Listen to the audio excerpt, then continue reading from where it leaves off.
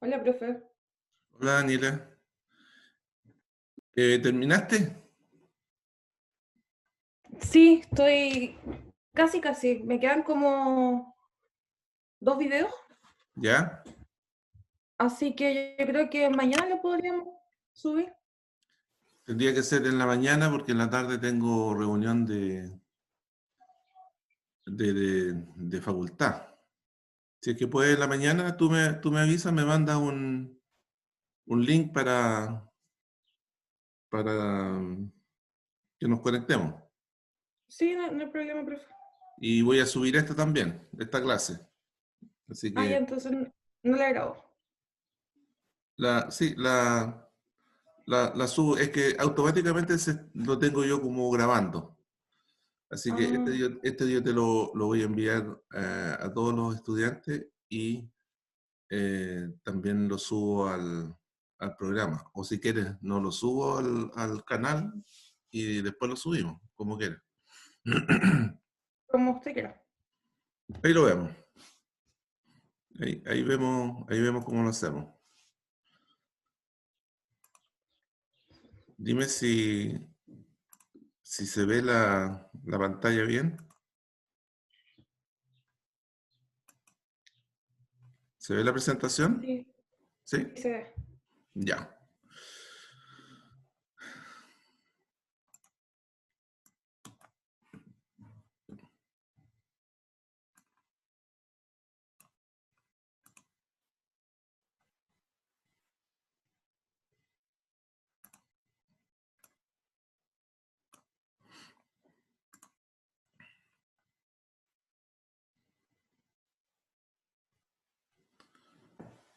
Ok.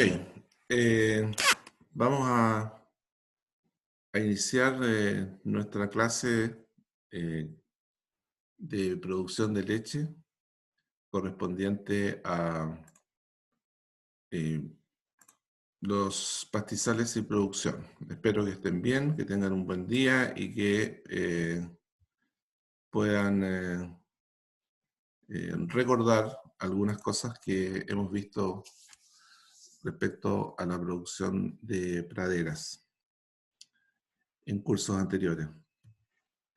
Eh, Nosotros tenemos que los sistemas de producción de leche son diversos en todas partes del mundo y también en Chile.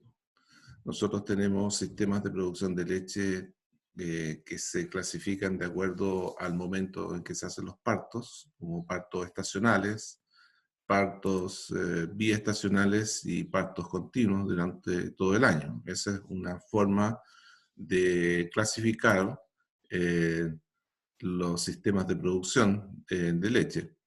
Y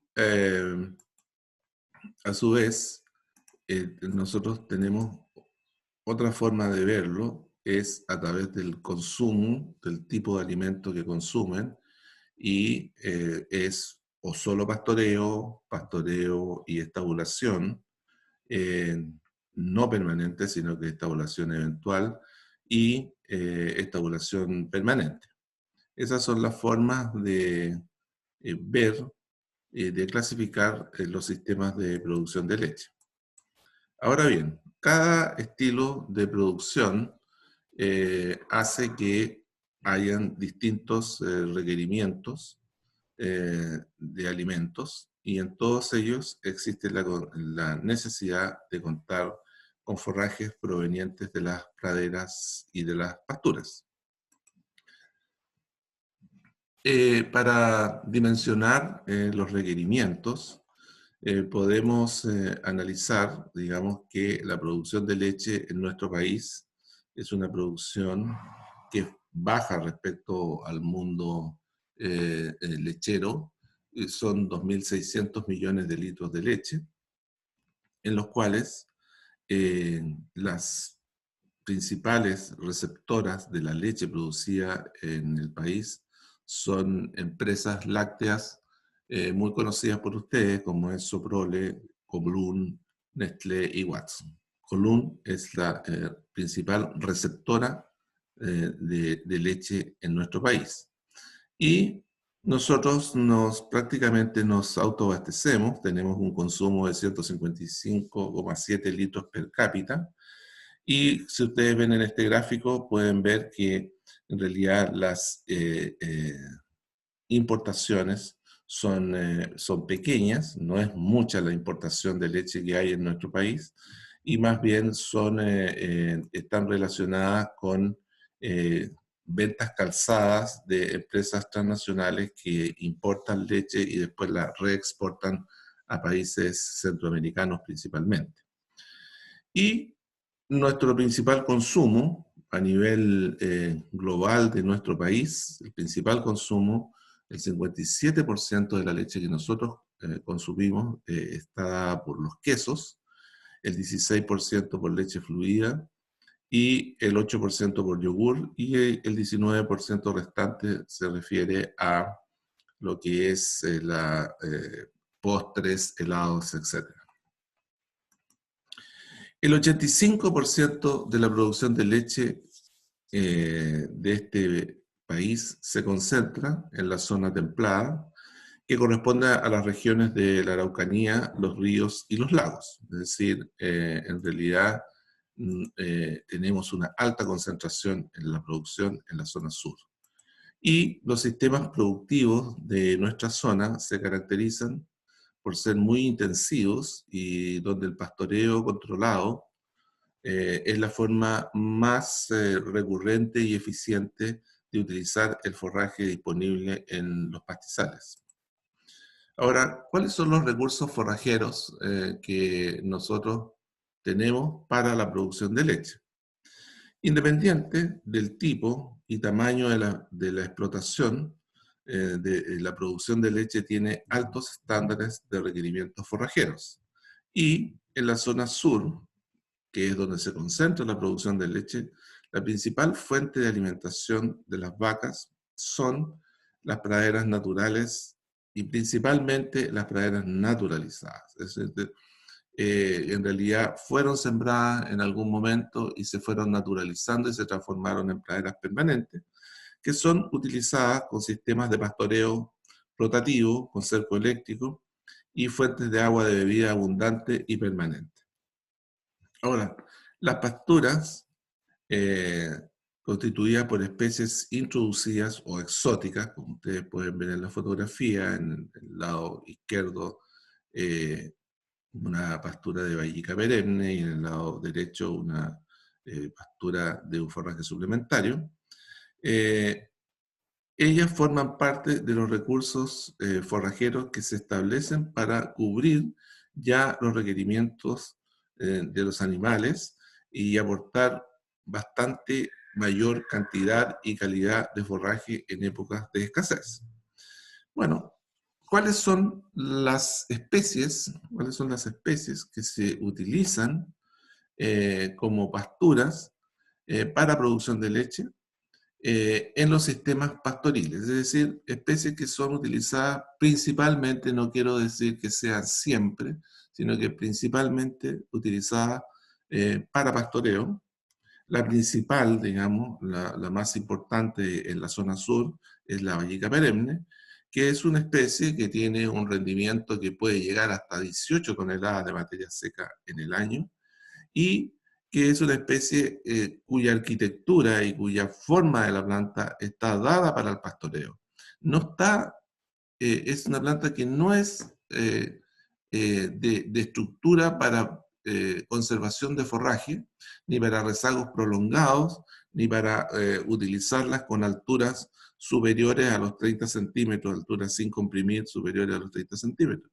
Ahora, que se haga ensilaje, que se haga heno de la vallica perenne, es algo que es una consecuencia de los golpes de producción de primavera, ¿cierto? Que hacen que sea imposible que en un sistema puedan consumir siempre bajo pastoreo.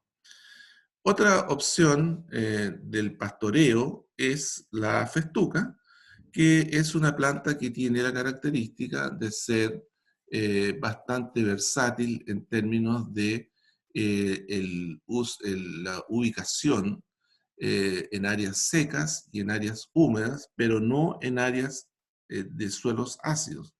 Entonces, esta planta a veces se desprestigia un poco porque antiguamente era una planta, los cultivares que existían eran bastante poco palatables, eran bastante duras la planta y por lo tanto había un cierto rechazo del animal al consumo total. Pero hoy día eso ha cambiado y existen distintos tipos y que son bastante suaves y muy palatables. Es una planta que bajo una condición de estrés hídrico o una condición de eh, estrés de temperatura, produce más que la vallica perenne.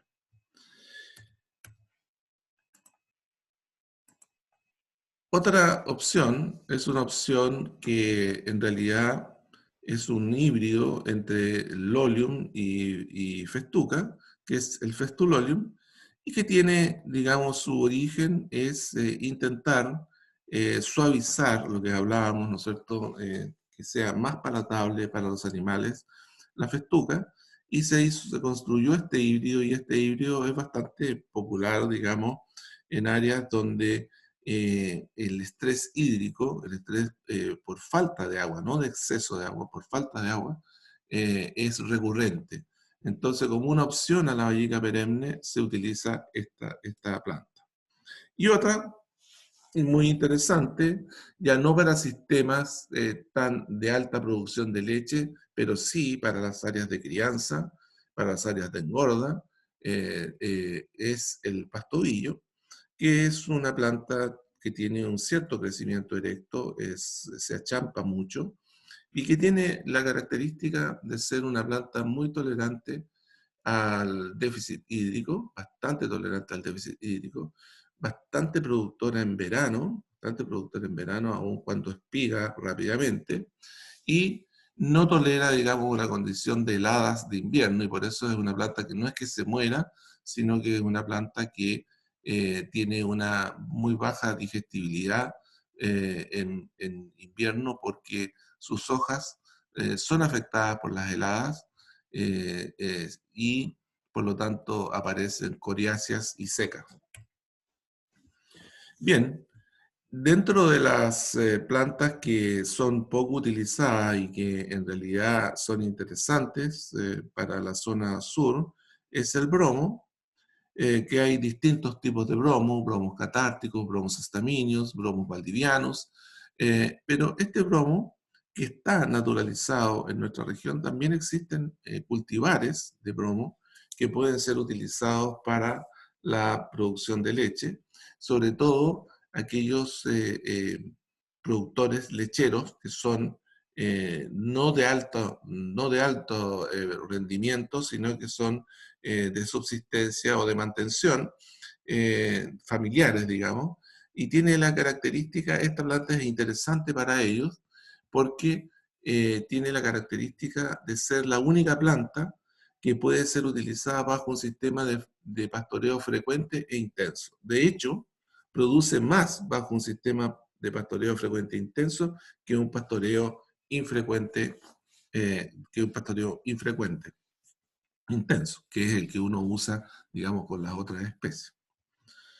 Bueno, esto quizás no es muy conocido, digamos, el Phleum platense. Esta es una fotografía del área del Lonquimay, donde también se puede producir leche, obviamente, y donde hay una planta que está naturalizada en las becas colgantes, en los sectores húmedos, en los humedales, en los mallines de esta zona, que es el Phleo o Timothy, y que si ustedes recorren esa zona durante la época de verano, van a observar que existe un pastizal alto con esta espiga, ¿no es cierto?, compacta como está ahí, como la pueden ver, y que en esa zona se utiliza para la producción de heno de verano.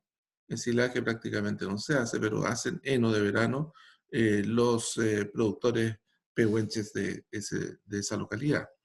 Es una planta interesante, por ejemplo, en Suiza, en los Alpes, es una planta que en ecosistemas de altura, se utiliza mucho y existen cultivares en el mundo. En Chile no se comercializan estos cultivares, pero sí existen estas plantas y es necesario que ustedes la conozcan, que es una planta también destinada a la producción de leche.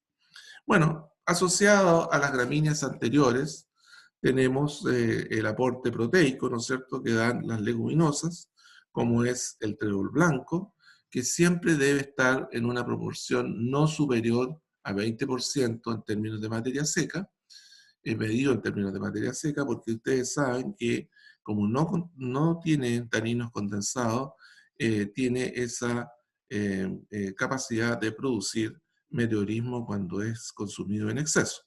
Pero es un aporte proteico importante y es un aporte importante a la fertilización biológica, a la fijación biológica de nitrógeno.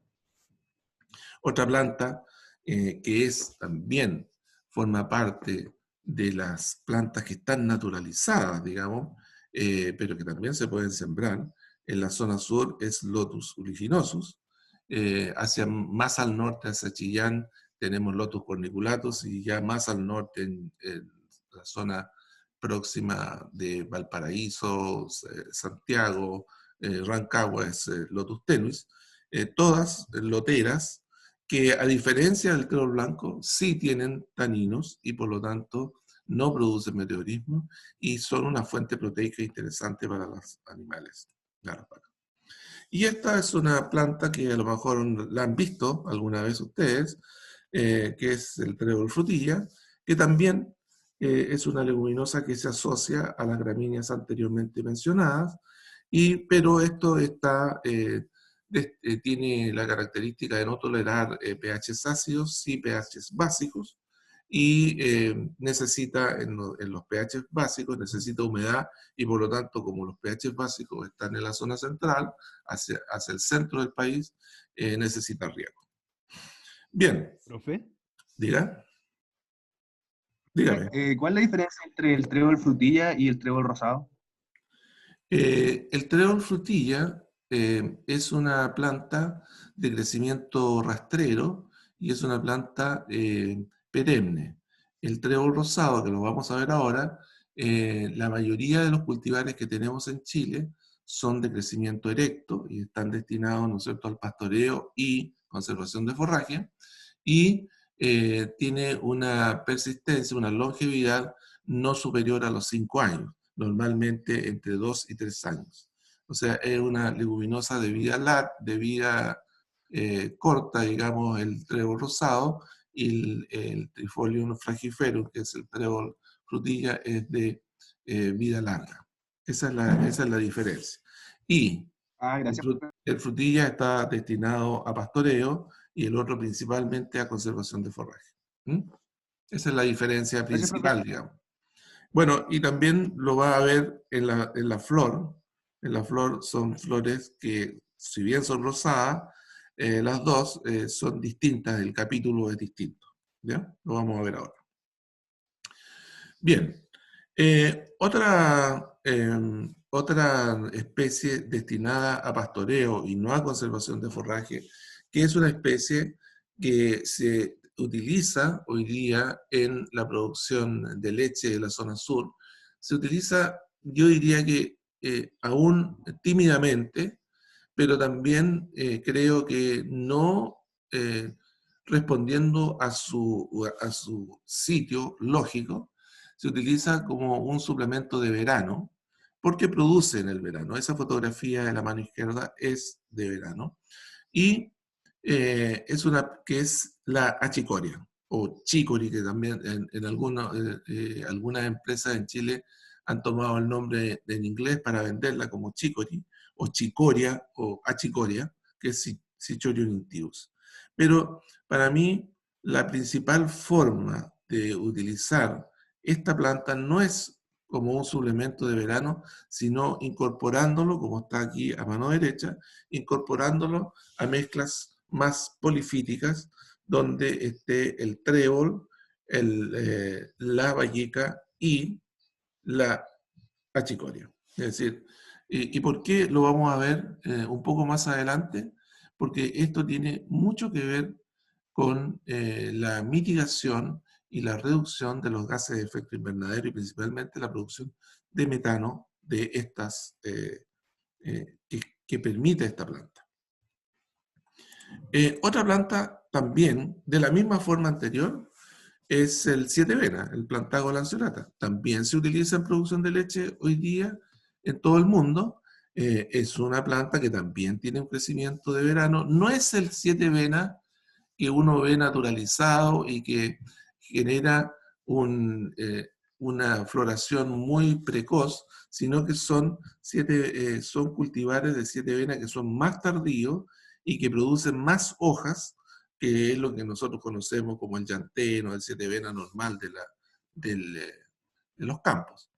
Y esa fotografía muestra, digamos, que es una hoja un poco más ancha y que tiene mayor cantidad de hojas y que su floración es más tardía.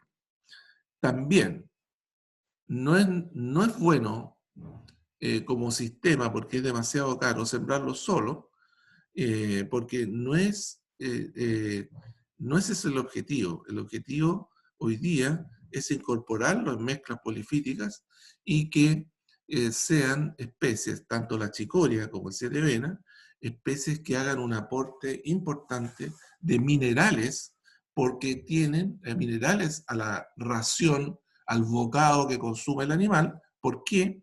Porque resulta que tiene una raíz pivotante que puede capturar en otro estrato del suelo, no en el mismo estrato de que el trébol blanco, la vallica, la festuca, puede capturar nutrientes que las otras plantas no lo capturan. Entonces, eso es muy interesante. Y la otra cosa lo veremos respecto al nitrógeno y respecto a los gases de efecto invernadero, que estas dos plantas son muy interesantes y muy importantes porque reducen la producción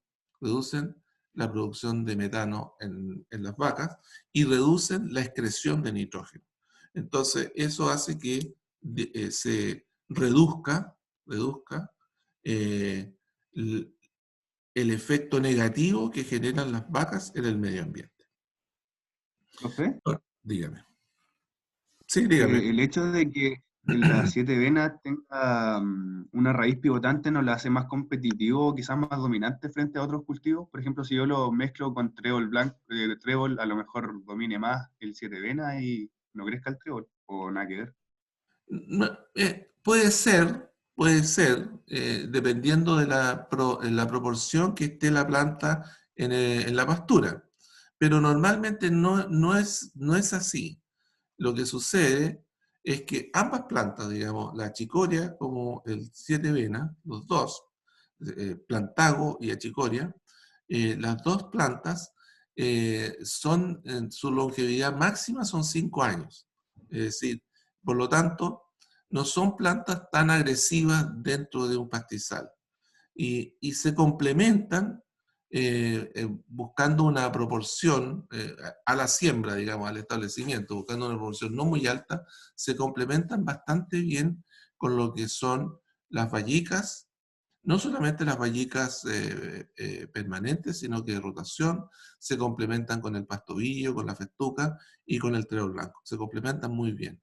Es decir, para mí esa es la pradera, no del futuro, sino que del presente. Es la pradera que uno debe tener, que debe tener. Ahora, el problema es que estas no tienen una longevidad muy larga, digamos, no duran tantos años, pero no son dominantes, no son dominantes. De hecho, su establecimiento no es tan fantástico, digamos, no es tan fantástico como un establecimiento que uno puede esperar de una vallica o un trébol blanco, digamos, o de una festuca, un pastobillo, un bromo.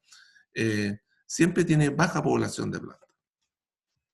Pero lo interesante de esto, para que ustedes lo comprendan bien, es que estas son las mezclas que uno tiene que hacer ahora. Son mezclas porque uno tiene que considerar, como lo veremos un poco más adelante, tiene que considerar que los sistemas ganaderos tienen que ser más amigables y hay que buscar fórmulas para reducir este problema que generan los animales y que en la población, en el mundo, está siendo de mayor conocimiento y por lo tanto también un poco rechazado en algunas comunidades de humanos en este planeta. Bueno, las especies, como ya decía, tienen que buscar, tenemos nosotros que buscar mezclas polifíticas, como las que ya mencioné, para producir, primero, pasturas estables, diversas, la diversidad da la estabilidad, ¿no es cierto?, y amigables con el medio ambiente. Ahora, pasemos a las especies suplementarias que son utilizadas en pastoreo. Anteriormente son las especies permanentes, ¿no es cierto?, o de rotación larga, y ahora veamos las especies suplementarias que se utilizan en pastoreo. Bueno, las especies, las brásicas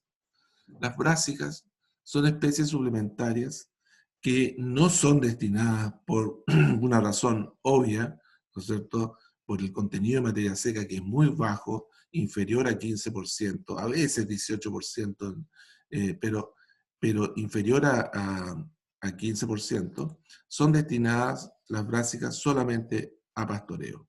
Son plantas anuales o bianuales, son plantas anuales o bianuales, son plantas que se establecen en primavera o verano, son plantas que no tienen altos requerimientos, digamos, de suelo o de fertilización, sí tienen un requerimiento de un pH que no sea tan ácido, porque no lo soportan muy bien, pero son plantas voluminosas y que generan forraje muy rápidamente.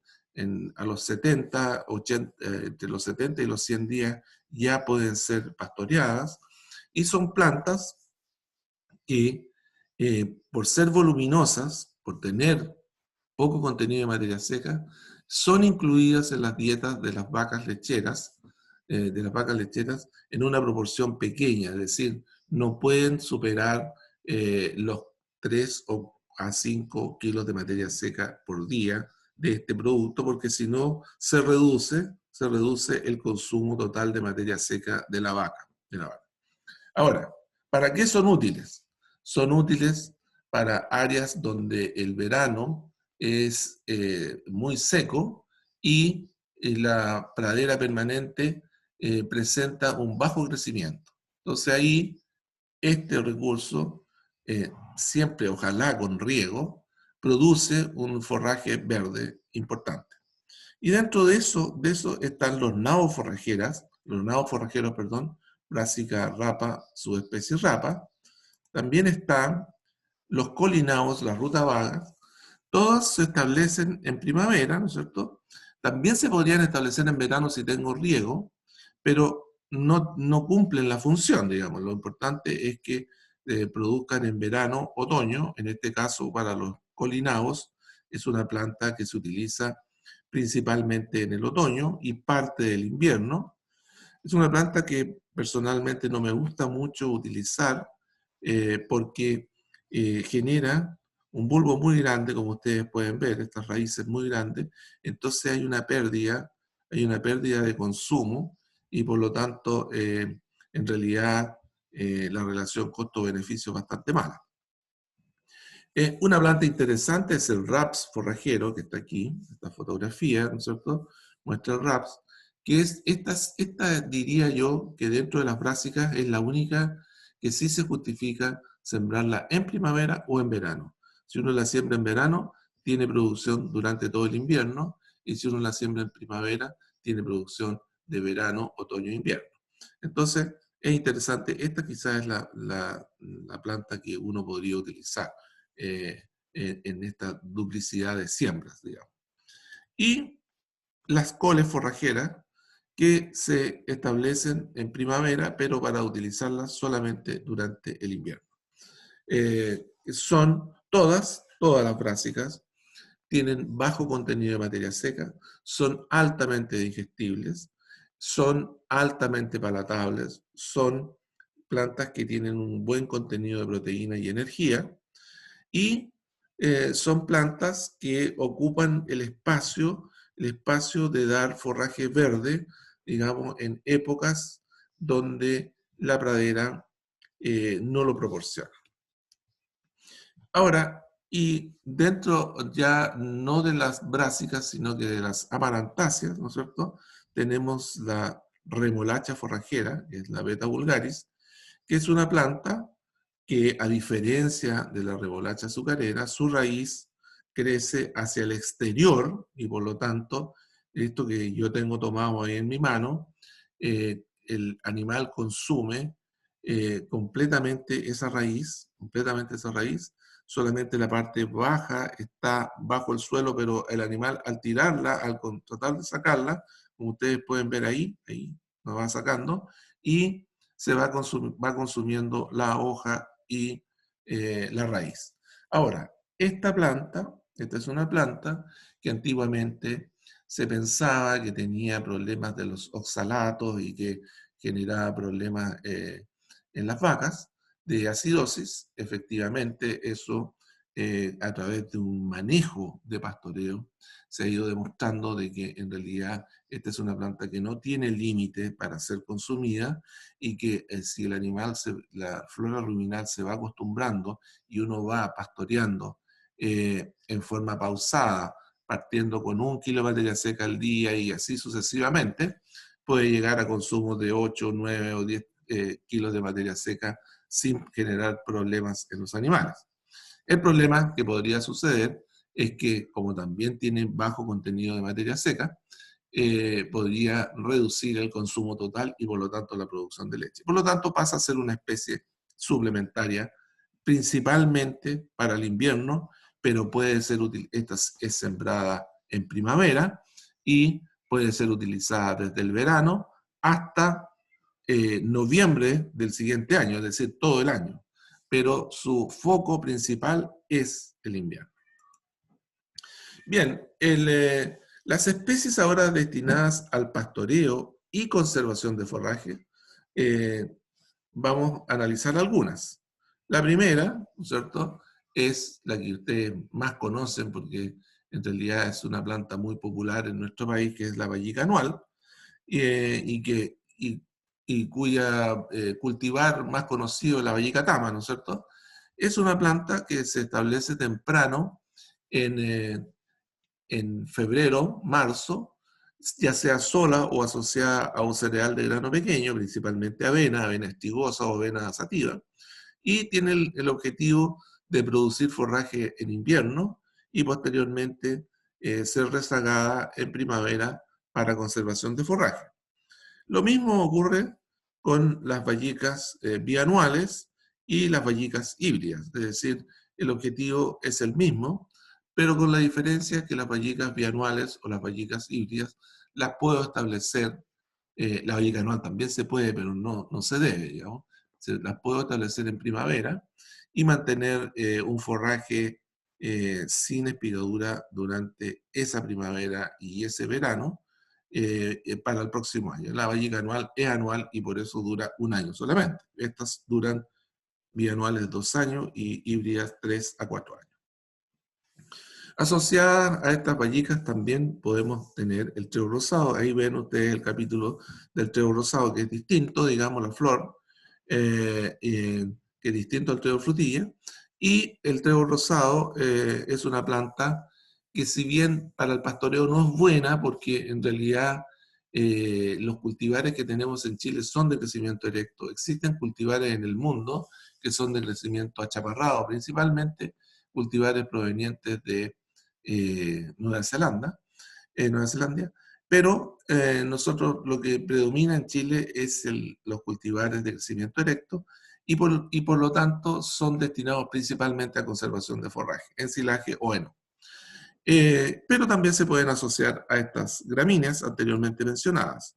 Una planta poco conocida, digamos, que también y es poco conocida porque se utiliza en zonas más mediterráneas, es el trébol encarnado, que también puede ser utilizado para pastoreo y conservación de forraje. Y otra planta, igualmente, que las anteriores leguminosas es el trébol alejandrino, que es una planta que se puede sembrar sola o asociada, y es utilizada más bien en zonas más mediterráneas, en la zona central de nuestro país, bajo riego. Bueno, las mezclas de gramíneas y leguminosas de crecimiento erecto permiten la obtención de un forraje balanceado, energía, proteína, para la conservación de forraje, ya sea ensilaje o heno.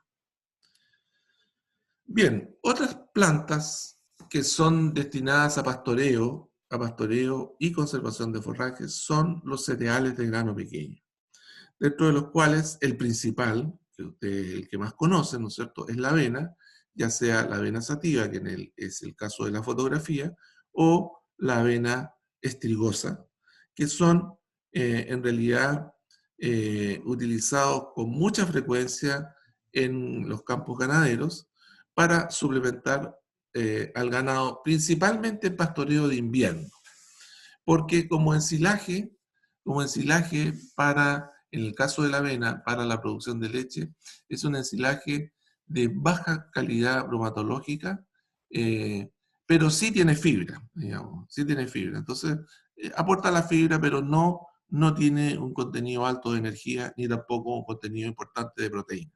Por lo tanto, la avena es un muy buen forraje de invierno, para usarlo en invierno, y por eso tiene que ser sembrado temprano, en febrero, para que tenga rápidamente, ya en otoño, a fines de abril, inicio de marzo, una gran cantidad de forraje.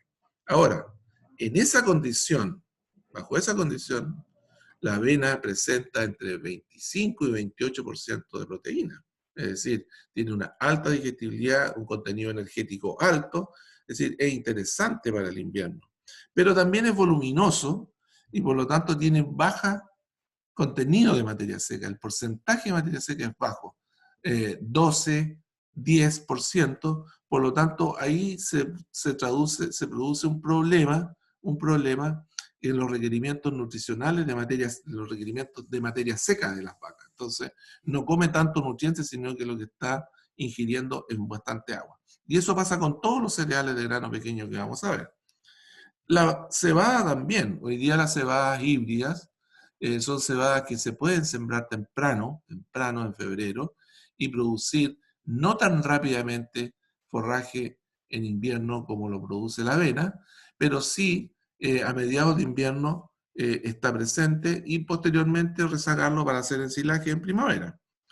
Lo mismo el trigo, el, el centeno, que es una planta que es la que más produce forraje en invierno, pero no tan rápido como la avena. La avena tiene la característica, a diferencia de todos los cereales de grano pequeño que estamos analizando, es que son en 60 días ya está lista para el consumo, y en el caso del trigo, la cebada, el triticale y el centeno, necesitan 70 a 75 días para estar listas para pastoreo.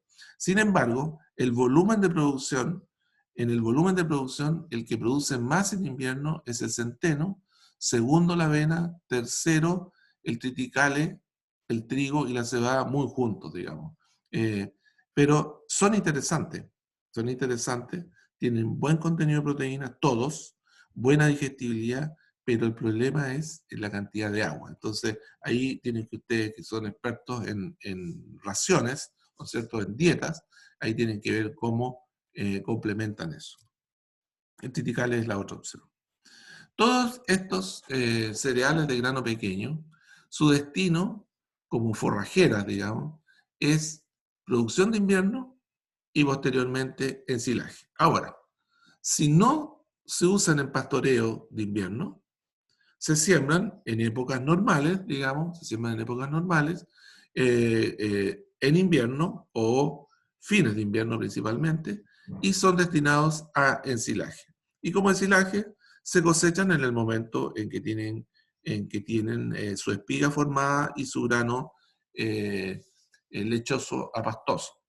Y por lo tanto, ahí, ¿qué es lo que hacen? Hacen un buen aporte de fibra, eliminando las necesidades de paja de paja que se usan en las raciones, en las TMR, ¿no es cierto?, de paja, de cereales, y por lo tanto generan un efecto mejor. ¿Por qué? Porque hacen un aporte de nutrientes, pero hacen un aporte principalmente de fibra como ensilaje. Ahora, una planta que lo más probable sea muy poco conocida por ustedes es el sorgo. El sorgo es una planta que también se destina para pastoreo y también para ensilaje. En este caso, no es la misma especie la que se utiliza para pastoreo y ensilaje. Para pastoreo se usa la mezcla de un híbrido entre sorgo y pasto sudán, y para ensilaje el sorgo bicolor, que es el sorgo que uno conoce normalmente.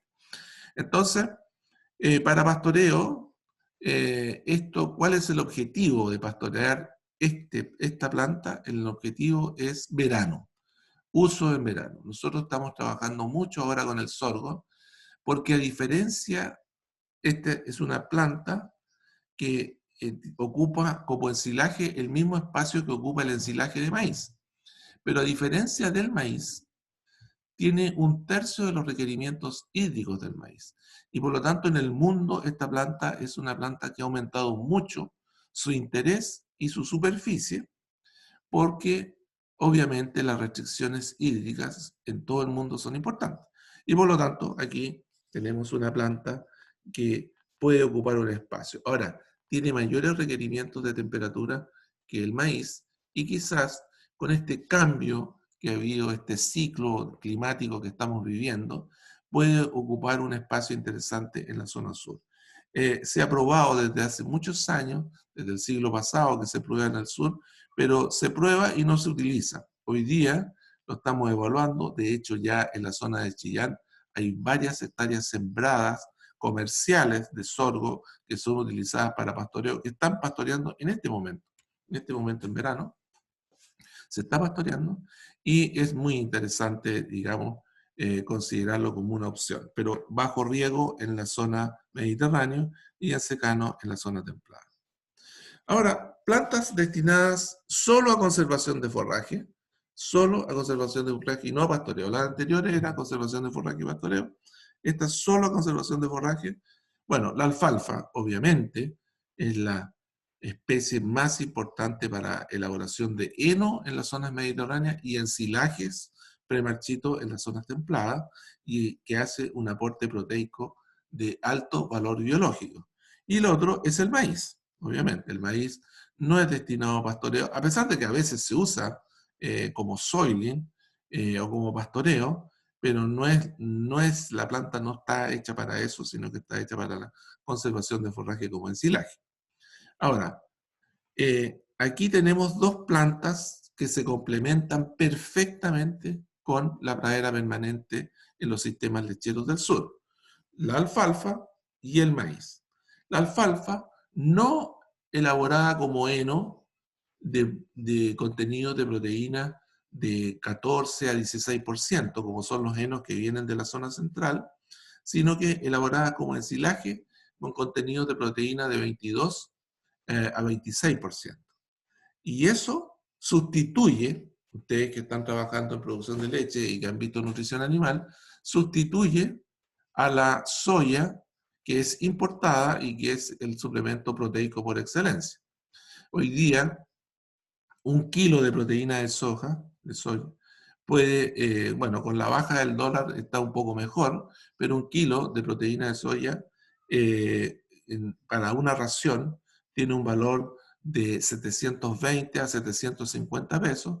En cambio, si uno hace un ensilaje de alfalfa con 22% de proteína, es decir, que no va a lograr un rendimiento anual más allá de 10 toneladas de materia seca, lo cual, si uno lo ve desde el punto de vista del potencial de producción de la planta, que es 28, dice, bueno, pero ¿cómo voy a cosechar tan poco? Bueno, tengo que cosechar porque lo tengo que cosechar en estado vegetativo, 22% de materia seca, ensilaje hecho en bolo, premarchito, ¿no es cierto?, como enilaje. El costo del kilo de proteína es de 480 pesos. Entonces, es decir, tenemos más de 200 pesos de diferencia por kilo de proteína, y es por eso que hoy día en la zona sur, en la zona de producción de leche, está aumentando la superficie de alfalfa para ensilaje. Cosa que había desaparecido prácticamente. La alfalfa estaba destinada para hacer algunos soiling, algunos henos de mala calidad. Hoy día la superficie va aumentando. Y lo que sigue aumentando es la superficie de maíz, porque el maíz es el perfecto complemento para la pradera permanente. ¿Por qué? Porque el maíz es el que aporta la energía. Y esa energía es muy relevante porque la pradera permanente bien manejada en un sistema lechero siempre va a estar aportando proteína. Entonces, el complemento es un forraje voluminoso de bajo costo por kilo de materia seca y de bajo costo por kilo energético. Y eso es el maíz. Nosotros hace 20 años atrás no superábamos las 2.000 hectáreas de ensilaje de maíz para ensilaje, perdón, en la zona sur. Hoy día estamos llegando a las 18.000 hectáreas. Entonces, eso muestra, digamos, la importancia que tiene en las dietas y en las raciones de producción de leche, principalmente.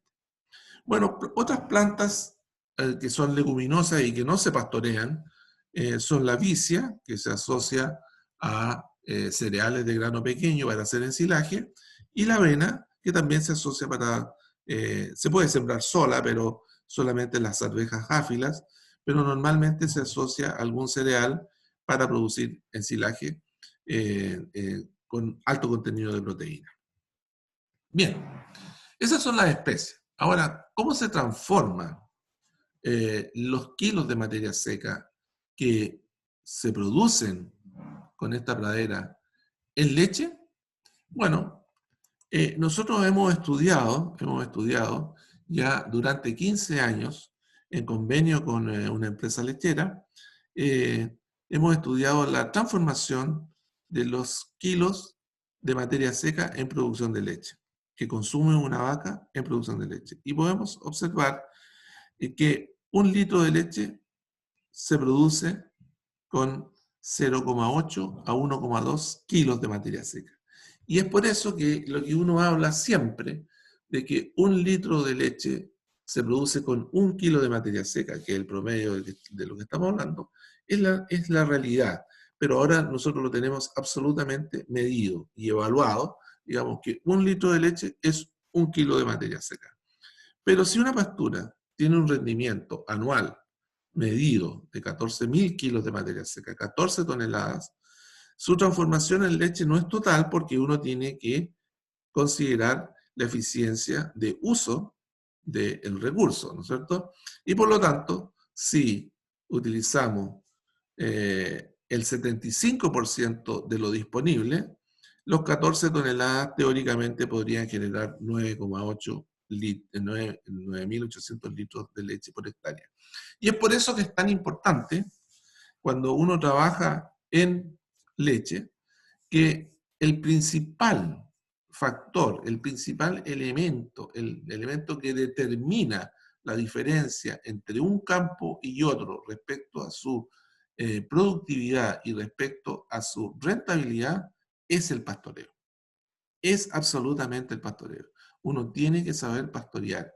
Y en las praderas permanentes de la zona sur, el único sistema que da resultado es cuando ustedes utilizan la pradera y las pasturas en forma infrecuente e intensa. ¿Qué significa eso? Que ustedes dejan de utilizar la pradera para que se recupere y logre tener 3 a 4 hojas expandidas y ahí ingresar a consumir. O, en su defecto, utilizar el plato medidor, ¿no es cierto?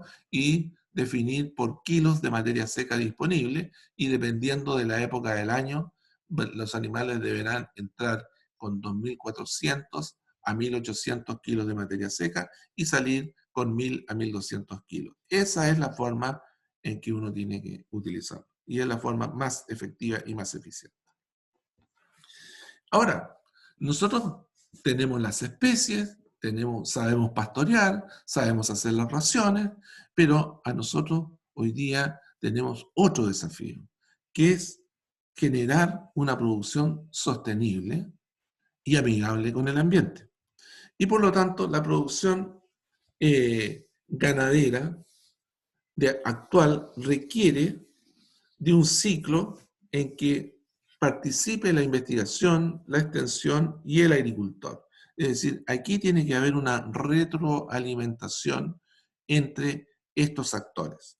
Y esto es lo que está fallando, ¿no es cierto? Es fallando a nivel nacional y mundial.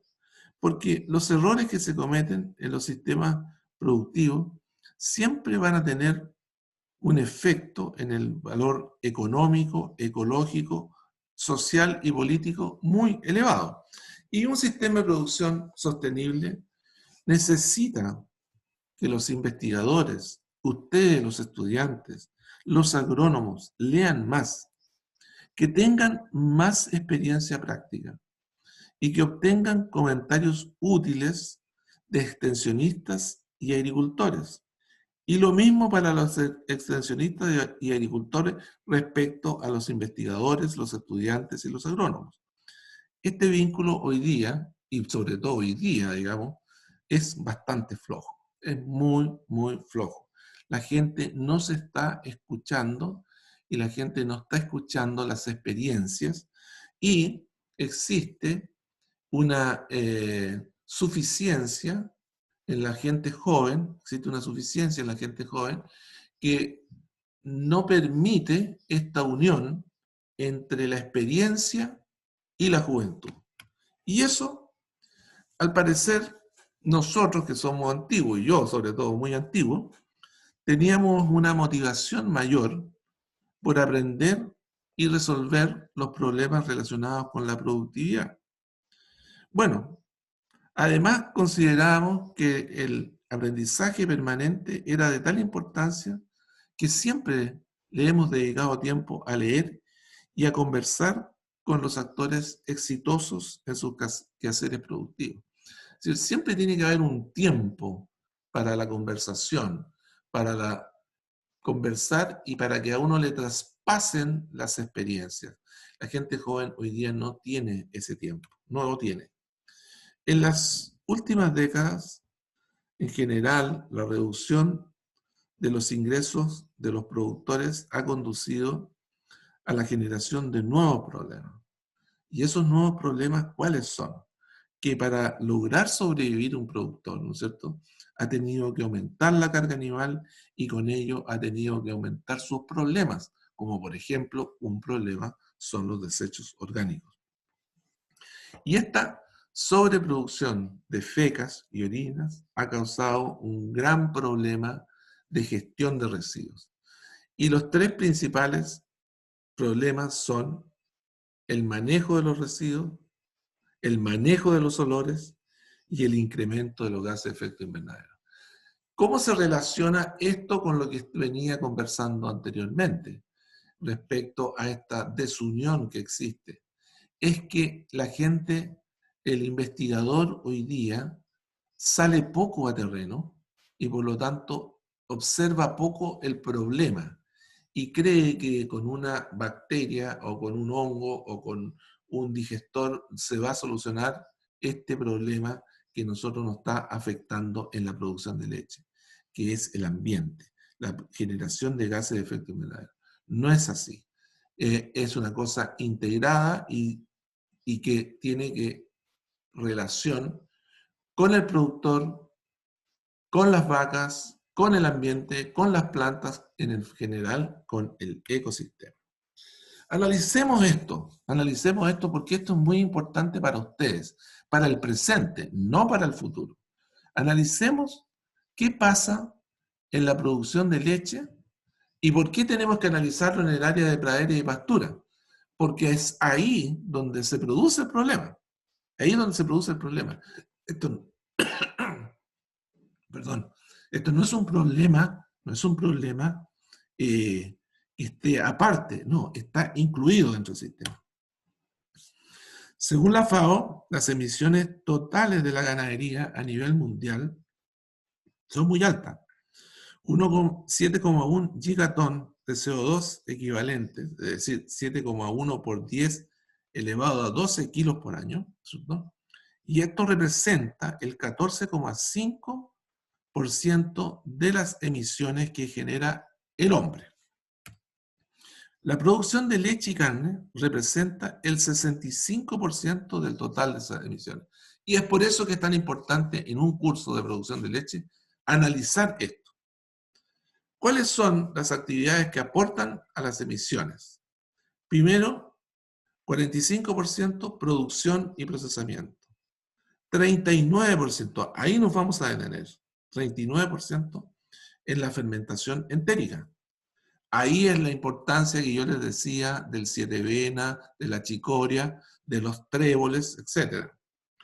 10% almacenamiento de estiércol, 6% transporte. Es decir, lo que uno a veces piensa que es muy importante, como el transporte, el humo que genera, la polución que generan los vehículos, no es importante en la producción ganadera, en las emisiones de ganadería, sino que lo más importante es producción, procesamiento, pero 39% fermentación entérica.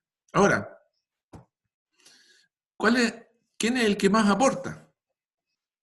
¿Y por qué hay que tratar este tema en un curso de producción de leche? La leche, 41%. La carne, un 20%. Los cerdos, que siempre, el caso de Freirina típico, digamos, que se presentó, los cerdos, un 9%. La leche y carne de búfala, que es muy importante en el mundo, 8%. Los pollos, 8%. La carne de rumiantes menores, los ovinos, caprinos, 6%. Y otras aves, 8%. Es decir, donde tenemos que actuar es en la producción de leche, porque está aportando dentro de los 7, del 65% que hablábamos que aportaba la producción ganadera, está la producción de leche, ese 41%. Bien. Ahora, distinto es la intensidad de emisión por unidad de producto. Claro, bajo esa condición es menos de 100 la leche de vaca.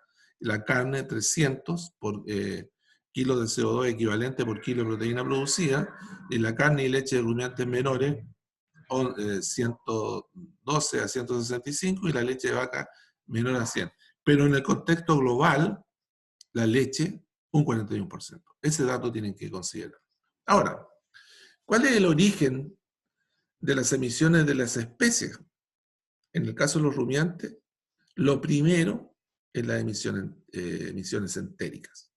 Es decir, el metano, un elemento muy importante. La deposición de los estiércoles, la producción de alimentos. En los cerdos, el suministro y el almacenamiento del estiércol, suministro de alimentos y almacenamiento de estiércol. Y en las aves, el consumo de energía y el suministro de alimentos. Teniendo claro esto, aquí, ¿cuáles son los gases que genera la ganadería en el mundo? El principal es el metano, el segundo el óxido nitroso y el tercero el dióxido de carbono. Pues bien, las emisiones de metano, óxido nitroso, metano y dióxido de carbono en los sistemas ganaderos significa, en definitiva, pérdidas de nitrógeno, energía, materia orgánica, que reducen la eficiencia y la productividad. La mitigación debe ir encaminada a solucionar los problemas tecnológicos de eficiencia de uso de los recursos con los animales, el rebaño y el manejo de pastizales. Por eso estamos hablando de esto en este curso. Hay una relación directa entre la intensidad de las emisiones y la eficiencia de uso de los recursos, lo que significa la cantidad de recursos utilizados por unidad de producto comestible y no comestible. ¿Cuáles serán las acciones para mitigar este efecto? Se requiere un cambio, primero, en las técnicas de alimentación que permita reducir la producción de metano, generado en la digestión, así como la reducción de óxido nitroso liberados en la descomposición de los estiércoles. Intervenir en la reproducción y sanidad animal que permita reducir el tamaño de los rebaños. Esto es, tener menos animales, pero que los animales sean efectivamente productivos. Y desarrollar un manejo adecuado del estiércol, garantizando la recuperación y reciclaje de nutrientes y energía. Y por lo tanto, aquí viene lo importante en un sistema pastoril y en un sistema de producción de leche. Uno debe desarrollar técnicas de pastoreo que permitan a los pastizales ser un área de almacenamiento de carbono para mitigar las emisiones del sector ganadero, que ya sabemos que es principalmente el metano. El pastoreo rotativo, donde los animales consumen el pasto en estado vegetativo, con 3 a 4 hojas, es una realidad que nosotros tenemos que considerar y en la cual nosotros vamos a reducir la producción de metano. Según las estimaciones globales, los pastizales pueden contribuir al secuestro de carbono en aproximadamente 0,6 gigatón equivalentes de CO2 por año. De acuerdo a las estimaciones de la FAO, si se logra reducir la brecha de la intensidad de emisiones existente entre los distintos sistemas ganaderos del mundo, es posible bajar las emisiones ganaderas en un 30%. Es decir, sería fantástico que esto así sucediera. Pero para ello tenemos que aprender a pastorear y alimentar a las vacas. Y por eso vamos a hablar de los rumiantes y el metano. El volumen de metano emitido por el ganado depende de la cantidad de animales, el tipo de sistema digestivo y el tipo y cantidad de alimento consumido, obviamente. Los rumiantes son la principal fuente de emisión de metano, ya que producen la mayor cantidad de metano por unidad de alimento consumido. Los rumiantes bovinos, ovinos, caprinos, búfalos, venados, camellos poseen en el rumen microorganismos metanógenos capaces de producir metano como subproducto de la digestión. Y eso es la fermentación entérica que estamos hablando, y que es liberado a través de los gases, ¿no es cierto? Los cambios que se hacen para mejorar la digestión entérica tienen involucrado un aumento en la eficiencia digestiva y en la productividad del ganado. Una forma tradicional de reducir las emisiones es reducir el número de animales, porque si yo tengo menos animales, tengo menos metano. Esta solución, obviamente, que es contraria a lo que anteriormente hablamos, de que en realidad los productores han tenido que aumentar el número de animales para poder suplir el bajo precio que tienen sus productos. Bueno, y además, muchas comunidades en el mundo viven de la ganadería y por lo tanto es difícil que pretendan bajar el número de animales. Entonces, hay que buscar otras fórmulas. Primero vamos a ver la genética y la metanogénesis. Nosotros tenemos una diversidad genética bovina y entre los animales que consumen pasto hay evidencia que existen diferencias heredables en metanogénesis que sugieren la posibilidad de reducir entre un 10 y un 20% de las emisiones de metano. Entonces, la inseminación artificial, ustedes ya la habrán visto en este curso de leche, lo que significa, los toros que usan, qué tipo se usa. Bueno, va a venir ahora incorporado, muy pronto va a venir incorporado este elemento dentro de los toros que se van a vender, porque este tema es heredable y por lo tanto hay que considerarlo. No hay claridad que esta heredabilidad sea compatible con otros aspectos del crecimiento de los animales, pero sí sobre la eficiencia de uso del forraje que permitiría reducir las emisiones. Si yo voy inseminando con toros que tienen esta característica, ya no solamente me voy a fijar en el tamaño del ternero, si es vaquillero, si no es vaquillero, el toro, etcétera, etcétera, ni tampoco el mérito genético que tiene. No me voy a fijar en la condición de esta heredabilidad de ser más eficiente. Bueno, los alimentos y la metanogénesis. Hay diversos alimentos dietéticos que pueden reducir las emisiones de metano. Aceites, grasas, taninos, lo más importante, probióticos, nitratos, enzimas, algas y vegetación nativa. Es decir, tenemos que hacer una ración que estimule la reducción del metano y no aumentar el metano. Las vacas, consumiendo una mezcla total en esta ovulación parcial, estas vacas van a tener que consumir alimentos que les permita reducir la producción de metano. Algunos aceites podrían reducir la producción hasta en un 25% en el metano.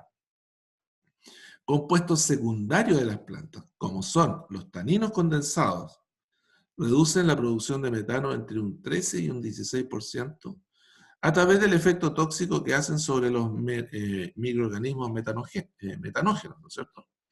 Y altas concentraciones de taninos pueden reducir la ingesta voluntaria de alimentos y la digestibilidad. Bien, las saponinas también, que son esteroides naturales que se producen en varias familias de plantas, achicoria, siete venas, pueden reducir potencialmente el metano.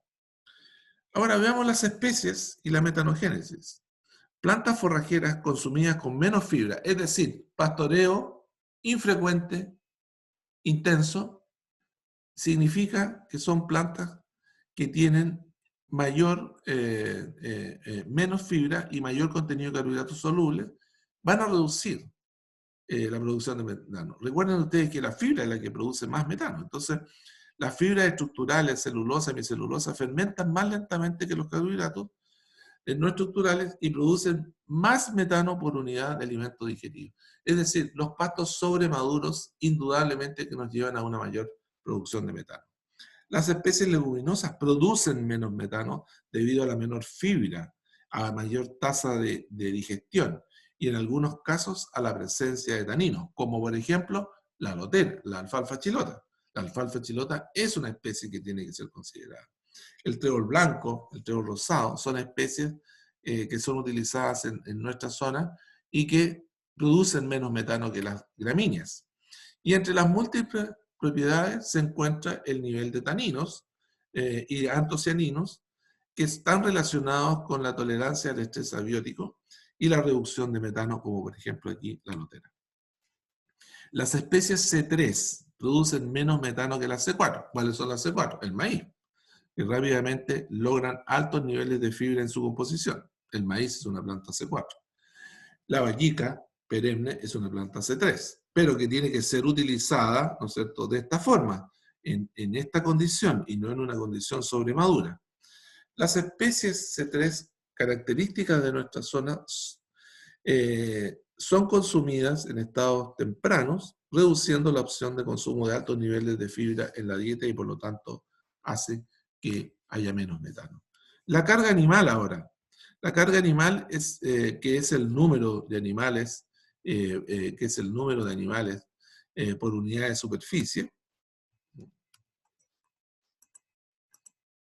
El aumento en la eficiencia productiva puede reducir la generación de gases de efecto invernadero, trabajando ¿de qué forma? Reduciendo el número de animales improductivos e incrementando la eficiencia alimenticia. Y esto hace reducir la emisión sin perder la producción. Aquí hay una cosa muy importante. Es decir, uno tiene que eliminar todo animal que sea improductivo.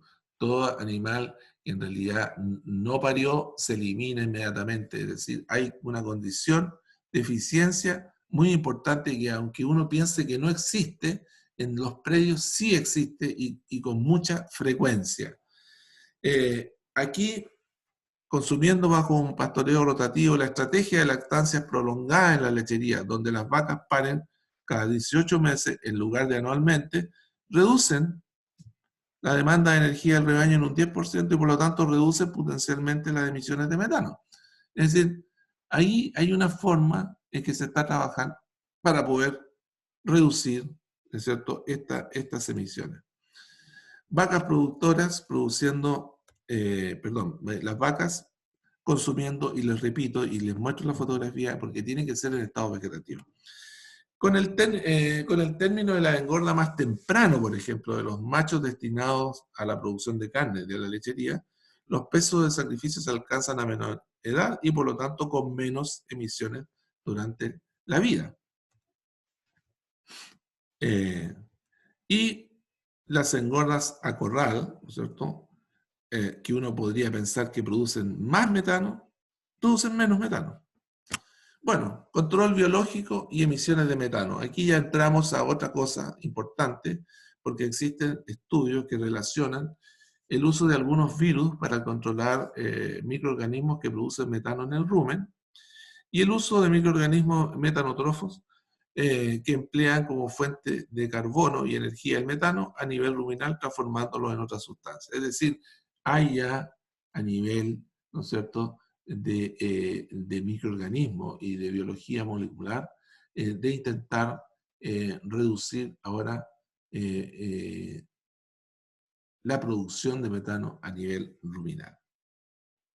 Bueno, las exigencias actuales en producción de leche no solo están relacionadas con el cumplimiento de los requerimientos del crecimiento de la población, sino que tiene un componente que es más difícil de resolver, como es la reducción de los elementos contaminantes que genera la ganadería, entre los cuales el más importante es el metano. Es decir, nosotros tenemos una responsabilidad, y ustedes como estudiantes tienen una responsabilidad de aprender y comprender esta situación y solucionarla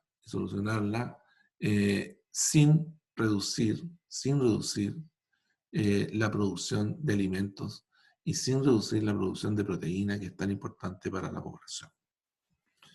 Muy bien, esa es mi presentación de hoy. Les recuerdo que si tienen alguna pregunta me la pueden hacer.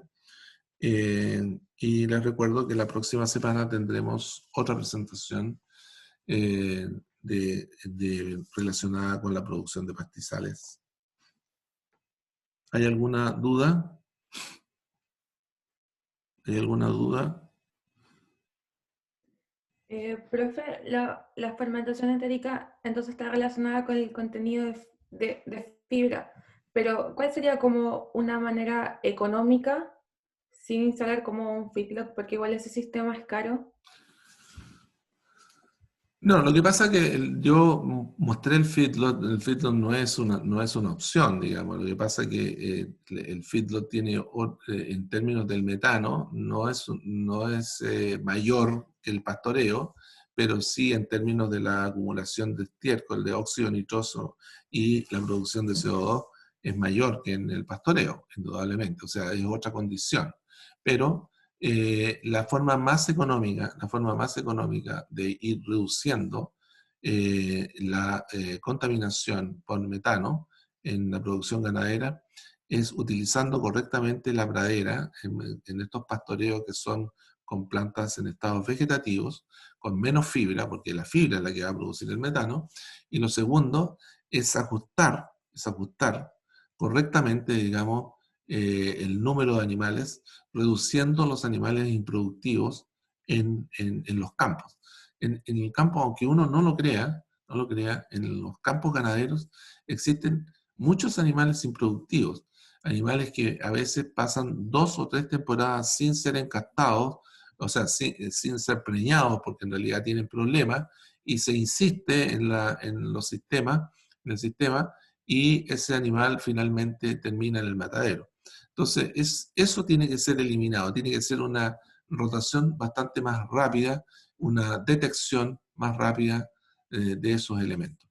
Eso es lo económico. Lo económico es pastorear bien, ajustar las cargas, y dentro del pastoreo utilizar estas mezclas polifíticas donde hay plantas que aportan taninos y esos taninos, ¿no es cierto?, hacen reducir la cantidad de metano producido por los animales.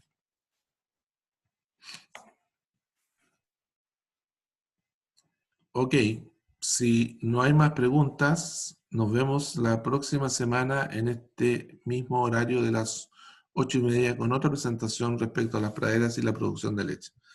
Que estén muy bien y que pasen un buen fin de semana. Adiós. Nos vemos, profesor. Gracias. Gracias. Adiós. Oh, gracias. Chao.